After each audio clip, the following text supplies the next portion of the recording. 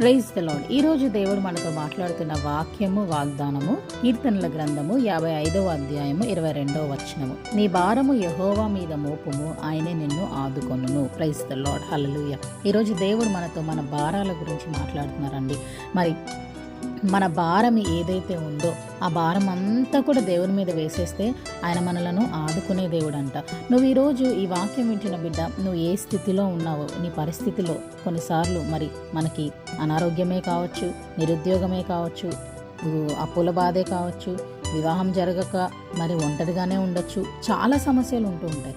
ఈ సమస్యలన్నిటికీ పరిష్కారం దొరకట్లేదని నువ్వు బాధపడుతున్నావేమో, కానీ వాక్యం సెలవిస్తుంది ఆ భారాలన్నిటినీ కూడా నా మీద వేసేస్తే నేను ఆదుకుంటానని దేవుడు సెలవిస్తున్నాడు. ఈరోజు నీకు అవిశ్వాసం ఉందేమో, దేవుడి మీద వేస్తే తీరుస్తాడో లేదా అని నీకు ఒక డౌట్ ఉందేమో.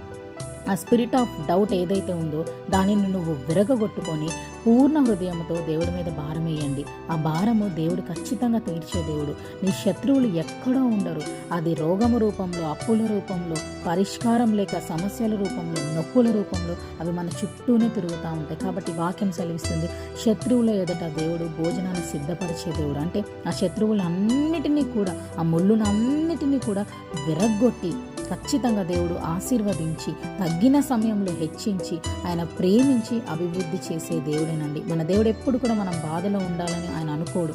దేవుడు ఎప్పుడు కూడా మనం సంతోషంగా ఉండాలి, సమాధానంతో ఉండాలి, నెమ్మది కలిగి ఉండాలి, ఆయన నామాన్ని ఎప్పుడు స్తుతిస్తూనే ఉండాలి, ఆయన నామాన్ని మహిమపరుస్తూనే ఉండాలి అని దేవుడు ఎదురు చూస్తూ ఉంటాడు. కాబట్టి ఈ వాక్యం ఉంచిన బిడ్డ, నువ్వు ఏ స్థితిలో ఉన్నావేమో, నీ భారం ఏ రూపంలో ఉందేమో, ఎలా ఉందేమో, నువ్వు ఒకటే గుర్తుపెట్టుకో, దేవుడు ఆ భారాన్ని అంతటిని తీర్చేశాడు, నన్ను ఆదుకునే దేవుడు అని నువ్వు నమ్ము. ఆమేన్.